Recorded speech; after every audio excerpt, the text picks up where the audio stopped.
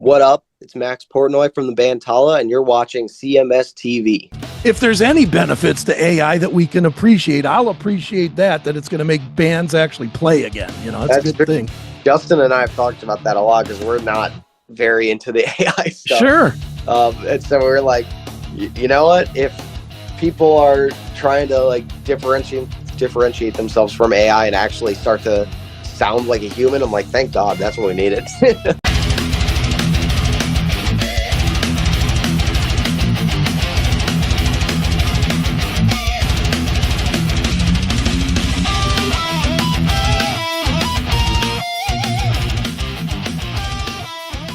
Chris Aiken Presents. I, of course, am Chris Aiken, and today on the show, we're going to bring you some modern metal, and I don't even know what we're going to call this. I'm going to ask our guest here to define it, because I don't want to say, well, this progressive metal band or this modern metal band, because I don't think any of that is really accurate. It's just a great metal band. The band is Tallah. The new album is Primeval Obsession / Detachment, and here to talk all about it, the new bassist of the band, or he's the longtime guy of the band, but the new bassist of the band, Mr. Max Portnoy. Max, how are you, man? I'm doing all right. I think I got sick at our release show, so that part's not great. But well, at least you had a release show to do, right? Yeah, exactly. I got to be stoked about that. We could be 5 years ago, and you could be sitting at home staring at a screen. So yeah. Mm-hmm. Well, dude, let's dig into this, man. As I said in the intro, I love this, but when I get asked by people to describe it, I don't know what to say. You know, I mean, yeah, you guys are one of those bands that could play with Gojira, or you could play the Prog Metal Fest. Mm-hmm. You know, you guys really fall in there somewhere. So where do you describe it to people? I mean, what do you tell people about your music? I'm very stoked that you just said what you said, because that was honestly kind of our goals. Like, we didn't want to be put into a box with this album, so we just were like trying to do our own thing and make it as authentic as we could to just ourselves. And because we don't feel like we fit in a box. If we were to be like, yo, we are this X style and we have to write in that, with like, none of us will be satisfied with that. Like, we want to just be able to do whatever weird things we do. So like, I'm kind of with you. I don't even really know how to explain it. I guess like we've been talking a lot, and like there's so many umbrella terms, but like, dude, like, I don't know. Like, to me, it's just us. But I'm like, if we had to call it something, some people call it like alt metal, and I'm like, maybe that makes sense, because that's kind of just what other bands that are considered alt metal. They're like, sure, they also just don't fit into other things. Right. But I don't know. Like I was saying, like, you know, they're like you said, there's elements of all this different stuff. There's like some proggy stuff, there's some new metal-y, there's some hardcore, there's some modern metalcore, deathcore, slam parts. But really, at the end of the day, it's just us being us and just doing what we think is cool. And we're a bunch of really weird people, so it ends up just being this weird kind of unique experience, I think. Sure. Well, and I'll tell you what I like most, man, for you, and this is the only time I'm going to mention your dad, I promise. But for you, it would have been easy to do a prog metal band. When your dad is one of the forerunners of the entire genre, yeah, it would be easy. It'd be easy to be, you know, and there are a lot of kids of famous musicians that do just that. They get in, and, you know, Dee Snider's kid sounds just like Dee, you know, I mean, and he does the same sort of a thing. I love that you just said, you know what? Push it away. I'm going to do my own thing. My question to you is, how difficult was that to do, or was it easy to do? It was really easy, because all it was just me following what it is I wanted to do, you know? Okay. I did start by doing some prog music with a band back in like high school. And that was fun too. I did it because me and the guys I was with were all fans of prog. So, sure, you know, we started by doing that, but it wasn't really what I wanted to do. You know, I didn't realize until we were doing it, I just want to do like really fun, heavy shit. You know what I mean? Right. that's where my heart kind of was, especially with the shows. Like, I liked whenever you play a crazy show and there's people losing their minds and it's all high energy and stuff. Like, that's what I liked. So that's what I wanted to do. And I just kind of just trusted my gut with like having Sure. this vision of what I wanted, and kind of seeing it through. And yeah, it's totally different than anything in my dad's world. Like that's what a lot of people are like, oh, he's just riding off of whatever from his dad. And I'm like, dude, my dad like is one of my biggest supporters, but he hasn't done anything for Sure. Tallah. Like he just watches what we do, and he'll like put it like on a story if he's at a show, or share our album, be like, this album came out great and whatever. But it's not like he's not like pulling strings behind the Sure. scenes and making things happen, because it's like, I guess even if he wanted to do that, it's like it's a different world. So it's like, it just doesn't really line up. So I don't know. Yeah. It Well, is and it's good that he does it that way though too, because if he did it the other way, he'd ruin your career before you even started. Yeah. Because you would never, every single interview would be like, here's the son of Dream Theater's Mike Port, instead of dealing with Tallah as its own entity. It's probably a good thing that he keeps his hands off, no? Yeah. I think both me and my dad always thought the same thing. So I'm very excited about it. I'm like, whenever someone addresses me as just for who I am or talks about my band, Mhm. I'm very happy about that. Like I'm not ashamed of, Sure. Why would you be? but I'm just like, when sometimes people go up to you and just be like, you're Mike Portnoy, so they don't even know your name. They don't even know what you look like. Sometimes people come to the show, and now that I'm playing bass, they go to our current drummer, Joel, and they're like, you're Mike Portnoy's son. And I'm like, dude, he couldn't look further from what I look like. like they don't know anything besides like the drummer of Tallah should be Mike Portnoy's son. That's all they know. Right. So I'm like, I'm always grateful when there's someone who's just like genuinely a fan of the music and the band. Sure. Like that's what's awesome to me. Right on, man. Well, dude, you mentioned it. I want to dig into it a little further. You did change instruments this time, which outsiders will think one thing. I'm obviously in the business as well, so I'm thinking another thing. Where outsiders are like, "Oh, cool, different instrument." I'm thinking, man, you had to learn different places to start in songs. You have to learn different intros. You have to get different gear. You have to know all the gear. You have to know what makes your bass sound right for Yeah. this kind of music, etc. Talk a little bit about the change, why you did it, and how difficult it's been to do it. So it's funny you bring up the gear stuff, because that was honestly probably more of the hard part. Because I was like, when I started the band, and I still do, I write the instrumentals myself pretty much. I mean, once we have the songs there, we take it as a group in the studio, and everyone kind of does their own thing with it. But at the core, it starts with songs that I've written. So I was already playing the riffs on guitar and bass. So it's like the actual act of playing it wasn't hard for me. And that's kind of why we did it, was because we were looking for a bass player, and I had needed a fill-in whenever I was drumming with the other band that I was playing with, Code. And we were just looking for a bass player. We're like, we can't really find the right fit, but yet we loved my fill-in drummer. So it was like, Right. well, I already know all the bass riffs. Might as well just keep the guy on drums that we really like, and I'll just try doing bass. But that's kind of how it started. But I'd always wanted to do it because I like to be able to move around Sure.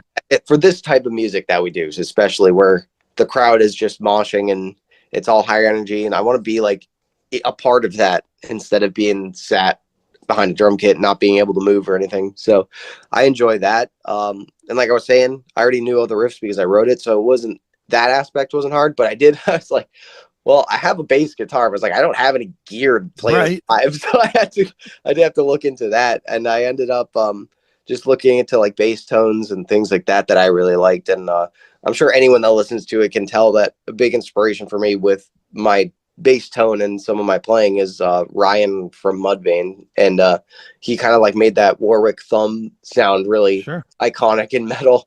And I've always loved it because I'm a percussive guy. I started with playing drums. So I was like, I want to be able to essentially drum on a bass, which is kind of what slap is. Sure. So yeah, I just got really into that. And when we started to do the album with the mindset that I was actually playing bass, I started to like really lean into that and be like, well, if it's going to be me playing bass, I want it to have its own identity. And so I made it very percussive and, you know, rhythmic with it. Right on, man.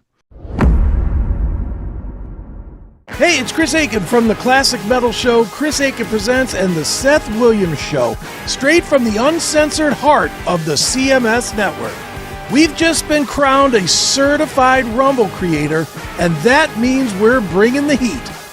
All our shows, commercial-free, baby. Advanced episode drops sometimes months before the normal release, so you're not stuck waiting. You'll get all this plus exclusive content for Rumble Premium subscribers that'll blow your mind. And with Rumble Premium, you'll get every CMS Network show and all of Rumble's other videos with no ads and no fluff. This is our official home, Rumble. It's raw, powerful, and unfiltered. You want in? Just hit us up at rumble.com/register/classic metal show to sign up for free commenting, chat live, and just your ability to join the chaos of all of our shows. Then while you're there, swing by any of our videos, smash that Rumble Premium button, and level up. Subscribe now. Don't sleep on this. Hit the link in the description. Well, dude, let's dig into the record. I'm going to start with the title just because I got to know. It just sounds like there's something real that comes from that. Primeval Obsession / Detachment. Mm-hmm. That sounds very much like, I don't know. I don't know. I won't even guess. What is that? So yeah, I mean, it's a very weird title for appropriately a very weird album. So, everything we do is just kind of off, I guess. So it's two parts of a story, essentially. I can't really get into the lyrical content because that is Justin's department. I really only look at the music, and he writes all the stories and stuff. And I know this album was particularly personal for him. Okay. So I definitely don't want to like misspeak on anything about that. But what I will say is the album is in 2 acts, and act 1, which is the intro, which is 0501 all the way up until My Primeval Obsession. That is the obsession piece of the album. Okay. And then the back half of the album is the detachment piece. So it's kind of 2 acts, 2 pieces of this thing that play off of each other. The whole album kind of has this twin concept thing. So that's why we wanted to split it in 2. And you can find songs from the obsession half that twin and mirror songs from the detachment one. There's pairings of songs. Okay. So it's kind of this album that's really split into 2 pieces. And when we started working on the album, we wanted to do it as 2 like shorter releases, like EP thing that played into each other. But then it ended up just turning into a full album, and we put that transitional piece of Lacuna right in the middle, which is this weird experimental acoustic song that bridges the gap between them. So yeah, it's a bizarre thing. The title is very much just Primeval's the album, but then Obsession is act 1 and Detachment is act 2. You know, right on. Yeah. When you guys go out and play like your own headlining gigs, do you do the whole record in its entirety to give people that experience? Yeah, we just did our first album release shows this last weekend. Okay. And we did, the full album in its entirety, and then we did a little encore of some of the old songs. But yeah, we did it all in one go, and it's fun because it flows. It intentionally flows that way. You know, that's how we wrote it, and we get to like the end of the album live, and we're like, oh, that was it. That flew by. Right. So yeah, it was really fun to do that live. I mean, if the album is like, you know, fans really want to hear it start to finish on a full tour, I mean, maybe that's something we do in the future. It was a lot of fun to do it for the release shows. Very cool, man. Well, dude, talk a little bit about working with Josh Schroeder for production purposes. What did he bring that? And I'm always curious about this because you grew up in this business. I know you know how to turn the knobs and you know, up and down and get the levels and line everything up. So what led you to Josh? Was it something additionally that he had that you felt like you couldn't do? So, I mean, I'm no mixer by any means. You know, I know like how an album's made. I know the process. That's why like I've kind of like co-produced all the albums with Josh, but this one we really like actually credited it. So co-producer, because really like when I get in there with Josh and the band, I have my fingers in literally every single thing that happens in there, every little detail I look over. So I do know like how albums are made and produced and stuff. But Josh is like he's like the best person in the world. He is just like we always say, he's like our seventh member of the band because he's just the coolest guy. He is, I feel like, the only one I talk to in the industry that actually understands us. Sure. Like when I'm trying to explain something to him, it feels like he's already in my brain. He knows what I'm talking about. He knows how to make it happen. He's like an incredible mixer and engineer and producer and everything. And when we needed to do our debut album, Metrifugy, we were just kind of like looking around. We were originally going to do that album with Ross Robinson, which would have been really cool. Sure. I'm obviously huge fan of the albums he's done, but it just didn't end up working out for any reason. So we were like, all right, we got to find someone who's mixing, albums that we think are like the best. And we found Josh's through like the albums he did with Varials. Okay.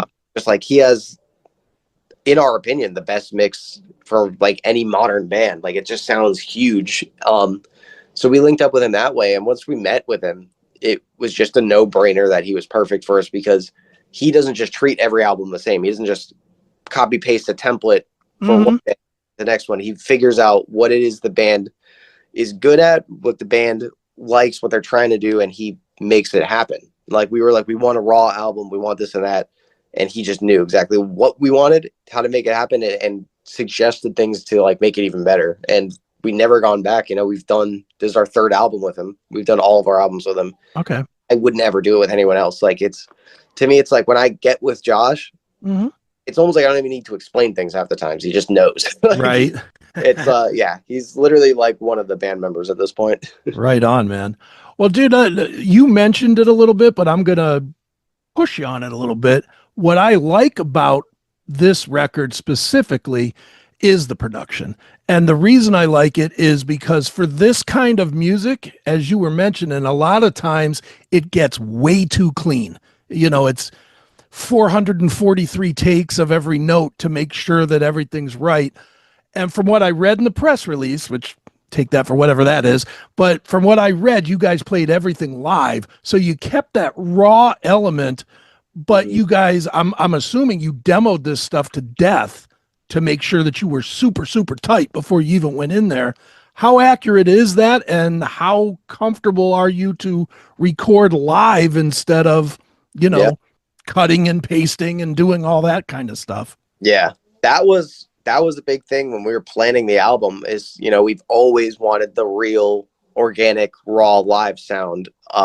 But it was always never fully there because we were still doing like the typical things of like doing it to a click and punching things in and stuff like that. It was always pretty raw still in the first two albums. But this time around we were like, let's just do it like we do an actual show. It's like, we don't play live with a click. We don't clean things up live. We don't do anything. So let's just do it that way. And so that's what it was. It was instrumentally, it was the four of us sitting down, feeding off of each other, playing it. What takes your hearing on the album is all four instruments being recorded at the same time, same take, And it was definitely like a learning experience for all of us, including Josh. He had recorded some albums off click, but they weren't metal ones. Sure. And he was super into the idea when I was talking about it with him. He was like, yeah, that's a no-brainer for you guys. And he was excited to figure it out. And so honestly, there's like the first week in the studio, we didn't even really record anything. We just made sure our tones sounded good. And then we were just jamming and like trying to get the feel for it. And once we kind of locked in and like got in that groove of like actually playing the stuff live together and how it would work, it started to just like flow really easily because, we're just jamming. That's really all it is. And it was a lot of fun. I love it. I think more bands need to be doing that. Honestly, a lot of the times I can hear a band, I can appreciate a cool riff or something, but it just sounds fake to me because they just do everything to death. It doesn't even feel like I'm hearing a human. It feels like it's just notes. You know what I mean? Mm-hmm. It's just too perfect. And I don't know. I wish more bands would start to actually things and live. more bands may start it now with AI that it makes everything perfect and throws together songs in 2 minutes. I think you are going to see a lot of bands doing just what you did, to differentiate, not to differentiate themselves from other bands, but to differentiate, to make it real clear that when you hear it, that it is not AI. Yeah. And that's Mm-hmm. if there's any benefits to AI that we can appreciate, I'll appreciate that it's going to make bands actually play again. It's a That's good true. thing. Justin and I have talked about that a lot because we're not very into the AI stuff. Sure. And so we're like, you know what? If people are trying to like differentiate themselves from AI and actually start to sound like a human, I'm like, thank God, that's what we needed. Right on, man. Hey, pinball wizards and arcade aficionados. Ready for a trip down memory lane, or maybe just a blast into the now? Welcome to Pinball PA, where we've got more than just games. We've got a time machine. With over 420 games, that's 200 plus pinball machines and another 200 plus arcade games, stretching all the way from the 1940s to the latest and greatest. Whether you're here for nostalgia or novelty, we've got you covered. And guess what? No quarters, no tokens. Just pay the admission fee and it's all you can play. Perfect for birthday parties, team building events, or those special educational STEM and STEAM field trips. Need a spot for some spontaneous fun? No reservations are needed. Just come on down to the Hopewell Shopping Center at 2284 Broadhead Road, Suite 10B in Aliquippa, Pennsylvania. For more information, check out our site at www.pinballpa.com or give us a ring at 412-423-8532. Pinball PA, where every play is a free play.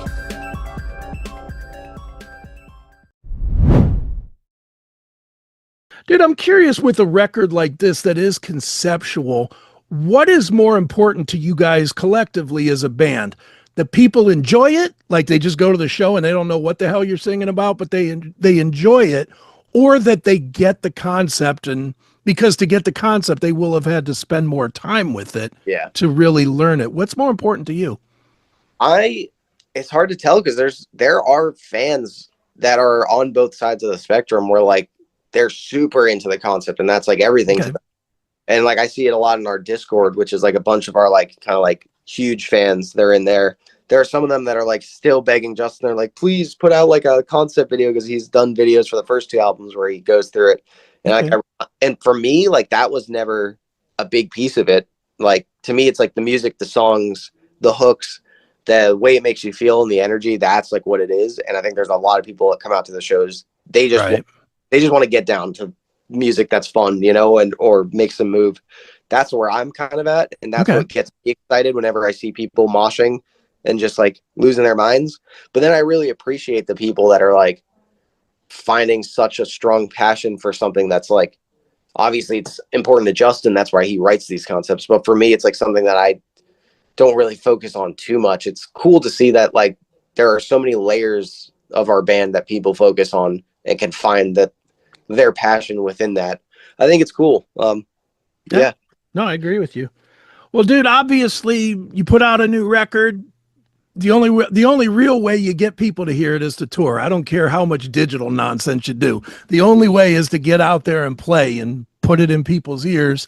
What are you guys' plans either for the rest of this year or going into next year? Yeah, it's been hard because I don't know if you heard about our vocalist Justin had a lot of health problems this last year. So we hadn't been able to play because we didn't want to, put him in any kind of danger with his health issues. Sure. So these release shows we just did was the first thing we've done in like a year. It was awesome to have that experience again. And so we're going back on tour in November with King 810.